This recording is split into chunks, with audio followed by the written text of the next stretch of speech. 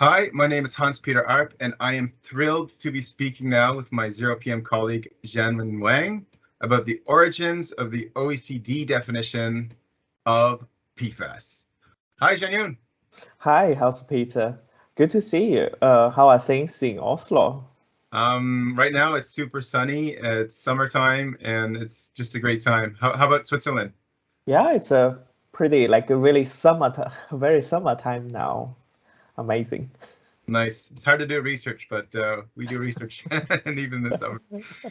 So Zhanyun, you were a central person involved in the decision-making process that went into the OECD definition of PFAS, which was published in 2018. That's when most people found out about it.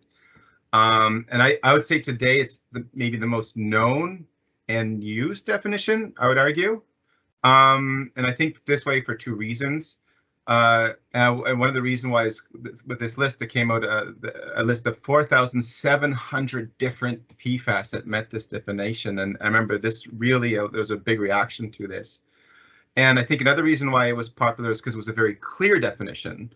It made a big impact on the PFAS community. So I want to hear about the origins of this definition and some of the discussions and maybe the controversies around this definition. But maybe let's just to start this off, could you take us back in time to where this all began, from the first inception of the OECD definition? Yes, yeah. I think it has been quite several years of work. It really started, I think, back in 2016, 2017. When the OECD contacted me to provide an update of the OECD 2007 list of PFAS. So in 2007, OECD published a list of PFAS. At that time, they focused on PFCAs, PFAS, and their major precursors.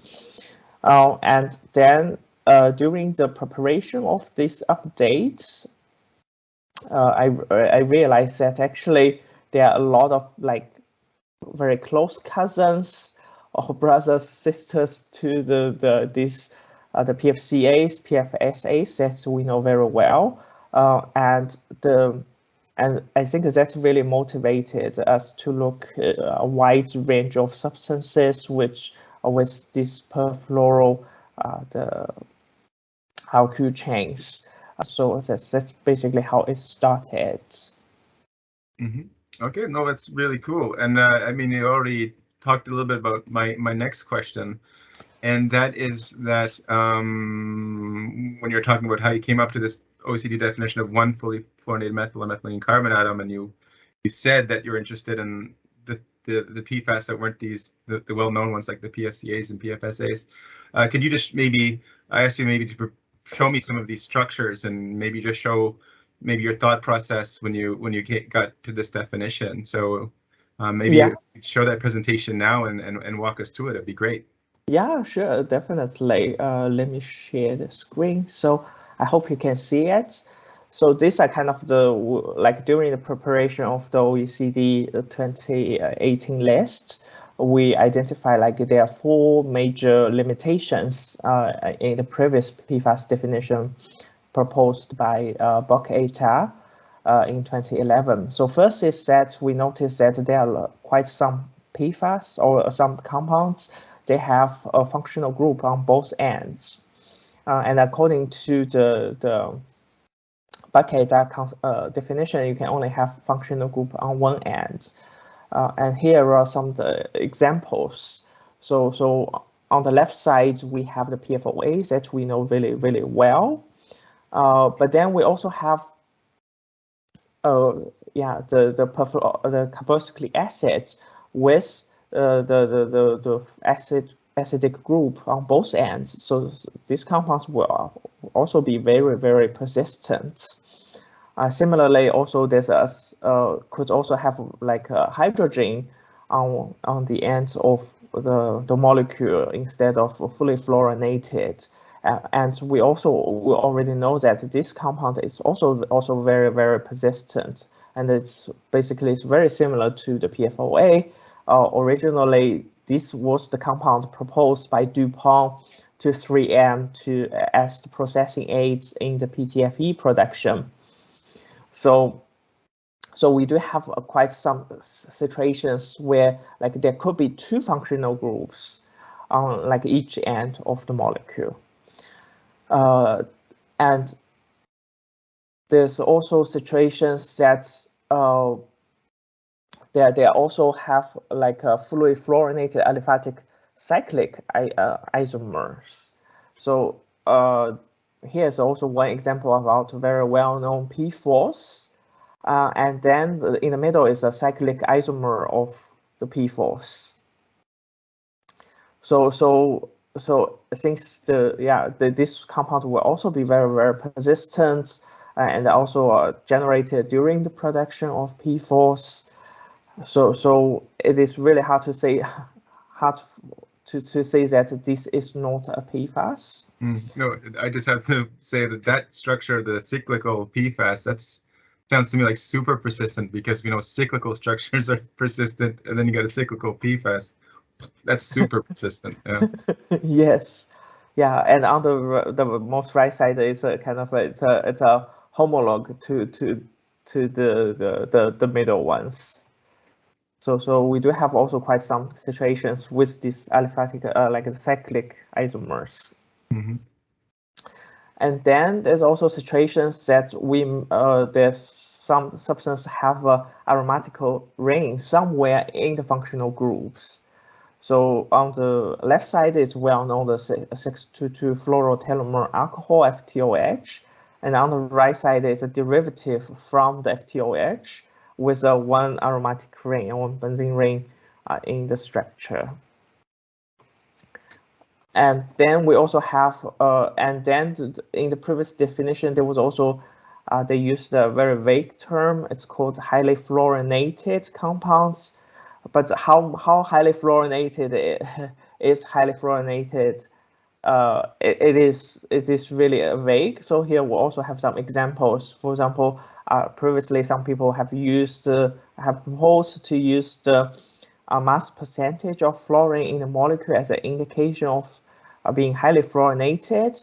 But here we have this 6,2,2 fluorotelomere alcohol. It has the mass percentage of fluorine is about 68%.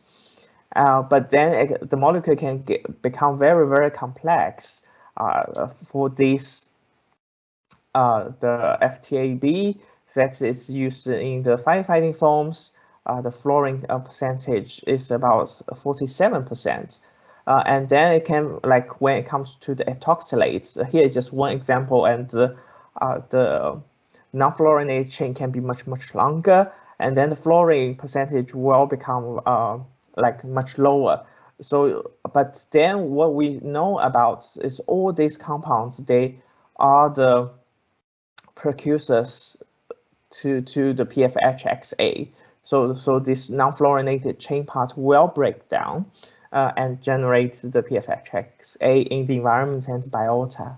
So that's it is really yeah. So we do think that actually this should also be counted as PFAS, even though it has an aromatic ring or has like maybe a lower mass percentage of fluorine in the molecules.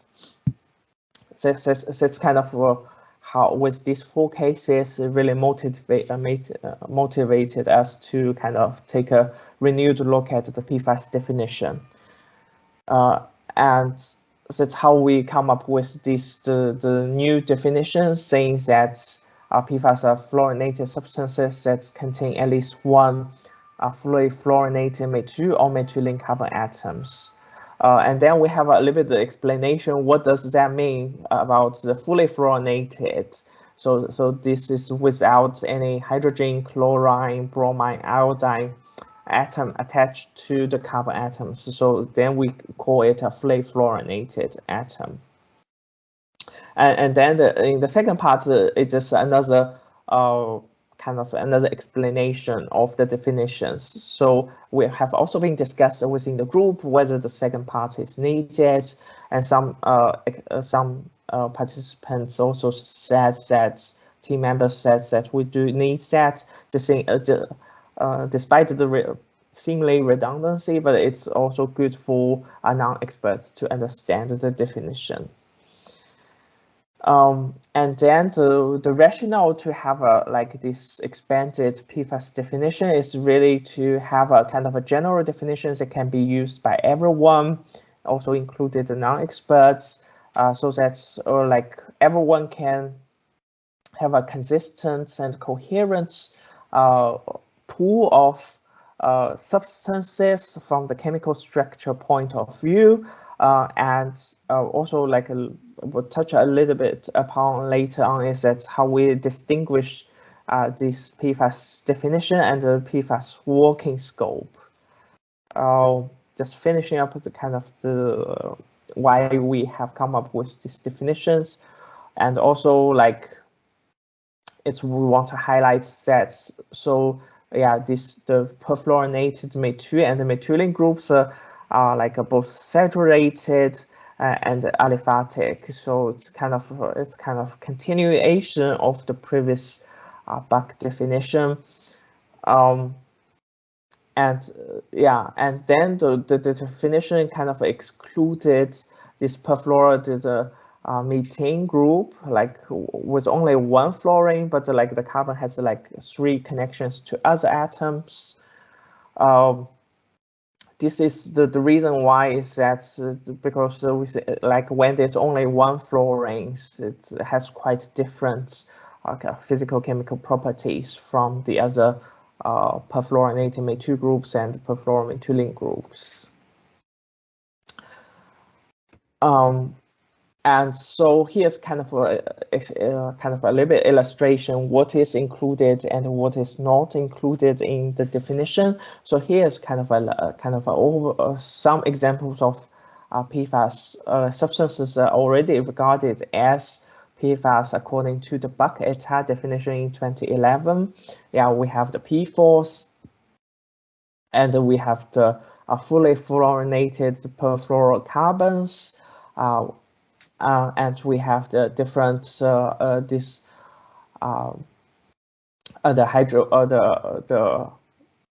hydrofluoro olefins and and also the polymers PTFE, perfluoropolyethers and cyclin fluorinated polymers.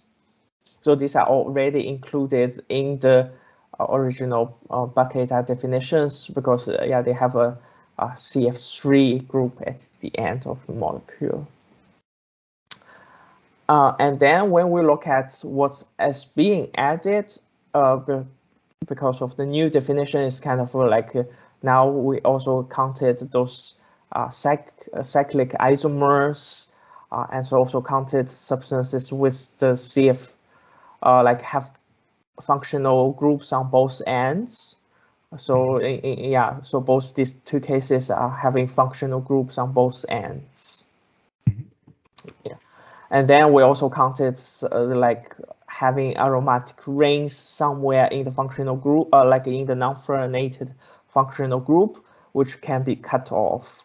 So that in this case, for example, in this case, the one of the degradation products are expected to be also the TFA, tetrafluoro, trifluoroacetic acid, which is also very important in the environment.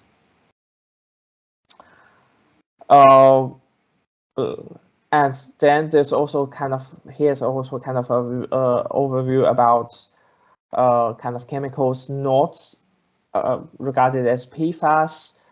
So for example, that these are the cases with a in this case is a fluorinated aromatic ring. So this is not perfluoromethyl or methylene group. It's not saturated, so it's not a PFAS. And then in these cases, it's also not fully fluorinated carbons. So they are also not regarded as PFAS. And yeah, also all the cases here that they either do not have fully fluorinated carbons or they do not have saturated fluorinated carbons. What might be a little bit different from the previous bulk-eta definitions are these four compounds that they were regarded as PFAS according to the bulk-eta definitions.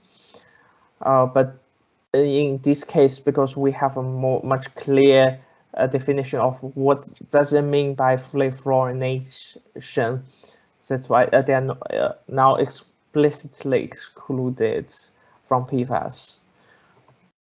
But these are very limited compounds, as you can see here. Yeah, and also here we also try to kind of embed the PFAS into the big organofluorine compounds, like yeah, parts the PFAS. There are also many different organofluorine compounds, particularly like those compounds have like a fully fluorinated or like yeah aromatic rings or this and the compounds with like non-saturated or non-fully fluorinated carbons. Last, I just want to again highlight a bit the distinction between PFAS definition and user-specific working scope. So our idea is really to have this coherent and consistent pool of substances based on the structural definitions, and then each users can define their own working scopes, like taking into account other considerations. For example, like the US, this ITRC, they use the working scope of like it needs to have at least 2 fluorinated carbons, and yeah, with also with only one functional group on one, with the functional group only on one side. Also, like the OECD 2018 list use the definitions that's only looking into a subset of PFAS, with meeting certain chain length criteria. So these are the ways that users can kind of taking into account their local conditions and decide what PFAS they will work on, so that we will not have the discussions about like whether a compound is or PFAS or not, but rather to have the compound whether I work on these PFAS or not.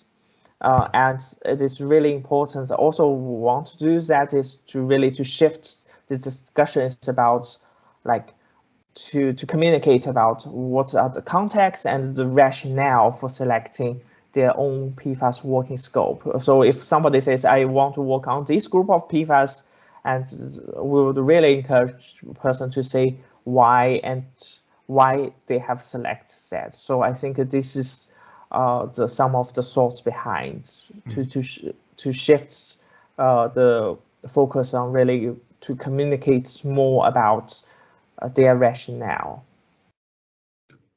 That's really great and a great explanation, and I think very clear with a lot of examples. And we can also mention too, related to that last slide, that in our previous interview with our colleague Emma Szymanski, when she showed the 6 million OECD PFAS on PubChem, she also talked about how you could start there, but also filter out different structures as like subgroups within the OECD definition, if that's your focus. And we also have a PhD student, Luke Miaz, working with Ian Cousins, who's also exploring this different types of working definitions. So different ways of cutting and splicing and looking at the bigger definition.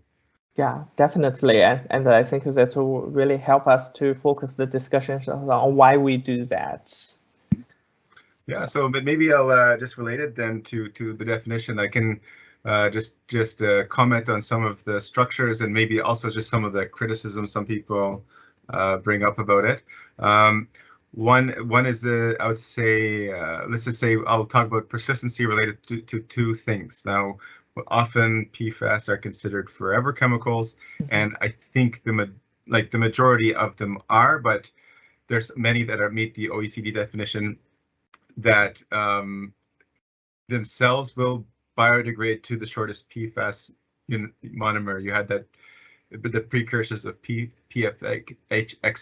right? So I think that that settles that. That's part of the molecule is biodegradable, some of it is not, and that's why that part of it is a forever chemical.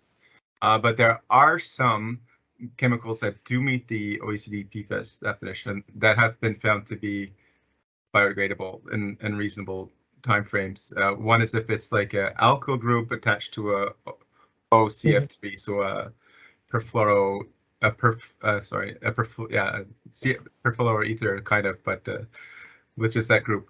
But what should that be excluded or included? Biodegradable PFAS. Yeah, I think this is a really good question. I wouldn't call it like a criticism because I think this is really a part of our learning process of the whole PFAS universe. So as you said, we already know that many PFAS can degrade because they have a kind of a reactive functional group, and I think the things get a bit tricky when the fluorinated carbon chain becomes really short, especially with the case of this only with one fully fluorinated carbon. It does offer the possibilities of kind of full degradation, and more specifically when the fully fluorinated carbon is not connected to another carbon atom, but to some other heteroatoms like oxygen or sulfur.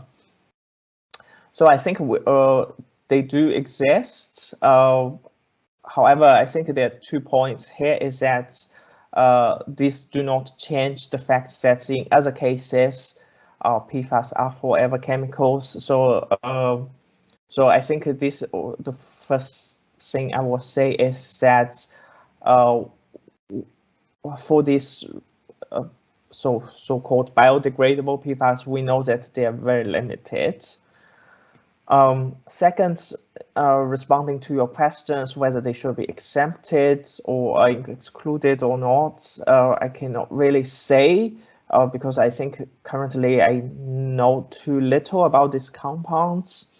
I think it will be really important that we do know about their kind of the environmental fates in terms of really how long they degrade, what are the degradation products, and what are the hazards of the degradation products, and of course, what are the hazards of the parent compounds. So I think this will also need to be taken into account. It's just like it may degrade, while it degrades in some time frame, does not necessarily exclude it from the consideration. So I think again, this is like if we want to make a narrower working scope, excluding these compounds, I think we also need to have the data to show why. Yes, yeah. Oh, and I think like my own opinion about this, it would have to be like it's a special subgroup, just like you had different subgroups within the OECD definition. We could define a narrow subgroup of these are the narrow group of biodegradable, and I don't know what the percentage is. Maybe it's just 5, maybe it's 1%, but it's not. We're not talking about a large portion, but I mean it's a subset within that. Yes. But then maybe related to this, so that there are many persistent compounds that perfluorinated that aren't PFAS, like the perfluorinated benzyl rings. We call them organofluorines. Any strategy for tackling? Do we need a definition for those, or should we just call them organofluorines? So is that, or do we need more definitions for this space? Yeah, I think that's a really good question. So we have not looked into these compounds so much yet, but because our previous mandate from the OECD was to look at the PFAS, but one of our recommendation, like in the report, was also really to spend some more time on this fully fluorinated aromatics. Yes. Mm-hmm. But like, yeah, I think as far as I know from like some early studies is that they seem to be less persistent than the aliphatic compounds, because I suppose that's also because of the ring is big and the fluorine atoms cannot cover the whole structure like the aliphatic compounds. So in a way that they could be less persistent, but I have no idea about what are the degradation products and things that we have not looked into. Yes, I know, and I mean, definitely none of them popped up of the radar yet. I think in environmental monitoring studies, but I mean that's a research frontier for sure. Yes, definitely. We definitely need to look into them. Yeah, and also you address this in your talk, but I get asked this a lot. Like people will come up to me and say, "Is Teflon or PTFE, or is that really a PFAS?" I mean, it's a material. But you already said that, but maybe you could talk about this huge space of perfluorinated polymers and side chain things like that. But you already said the answer, but maybe just elaborate on these polymers that are PFAS. Yes, so I think I will try to address that from two aspects. So first, I would like to point out that there's not just one polymer being called Teflon or PTFE. So in fact, these names, Teflon or PTFE, PVDF, etc., they are really proxy names of many different polymers. Have very different chemical structures with different functional groups, different molecular size, different impurity levels. So currently, we actually do not have an overview of which fluoropolymers are on the market, in terms of their identities, molecular weights, etc. These things. So this is also a major challenge for kind of to really work on these substances since we don't know what they are. Second is that I agree that some of these very large fluoropolymers with hopefully no impurities. Yeah, they do not necessarily pose kind of immediate health impacts during the use phase. However, just also looking from the life cycle perspective, there are a lot of other PFAS being emitted from the production and the end-of-life treatments from these fluoropolymers, and also there could be a lot of the impurities in these fluoropolymers. So I do not think that. I think we do need much more transparency on fluoropolymers at the moment. That's really the first priority before even talking about how to address them. For that reason, and also just looking at from the really pure chemistry structure perspective, they are PFAS. But then, as said before, that we need a lot of information, perhaps much more information transparency for one to decide whether they would be included in the working scope. Mm-hmm. Mm-hmm. Oh, yeah. Very good. And maybe two more applied questions, see if we can get to those. One is, with so many PFAS out there, used in so many different things and so many structures, and in Europe they're making a guideline for a roadmap towards a PFAS restriction. And this is a question of what uses and essential use and other things that we're exploring in ZeroPM. But is there any, I mean, I just want to maybe just give your thoughts in general about how this PFAS restriction should go. And I mean, specifically, should we target more chemicals? Like these are the PFAS chemicals we should get rid of, or more uses? Or what do you think is the best way to go for that? Oh, yeah, I do think that's a really good question. And indeed, we have a so huge universe of PFAS in so many different uses. And I do understand like the needs for prioritization in terms of like which substances or which uses. But my feeling is that it is really difficult to do it right now because we do not have the information on which PFAS are actually being used and used where, in which amount, what are the release potentials. We have so little information in the public domain, so that I would say that it is very difficult for the public sector to make kind of sensible prioritization. So, and I do think that the restriction actually provide a very good opportunity, also not only for us to address the PFAS as a family, but also for the industry really to reflect on actually which PFAS are being used where, and to understand whether they need that or not. So I would say that the restriction proposal offered the industry the opportunity to come forward to really tell us, which PFAS are used where and why they are needed.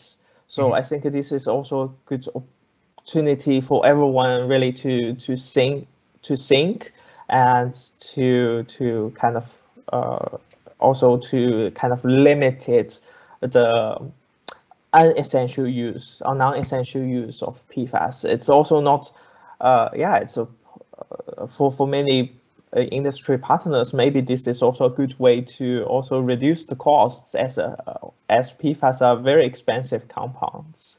Absolutely.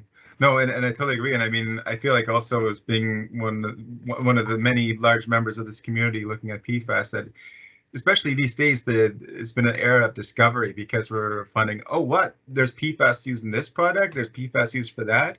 And then we find a new PFAS in the environment and suddenly it's everywhere. It's like, I didn't even know this PFAS existed 2 years ago, and now I see it everywhere. It's been this continuous discovery, not just by the scientists, but by the manufacturers, by people who make products. They often didn't even know there was that chemical in what they were buying online. It was just been a continuous era of discovery, and I do think that this OECD PFAS definition had a huge role in this discovery, just to get people thinking outside the box of what is a PFAS and a persistent chemical and a persistent perfluorinated chemical. Absolutely. Yeah, definitely.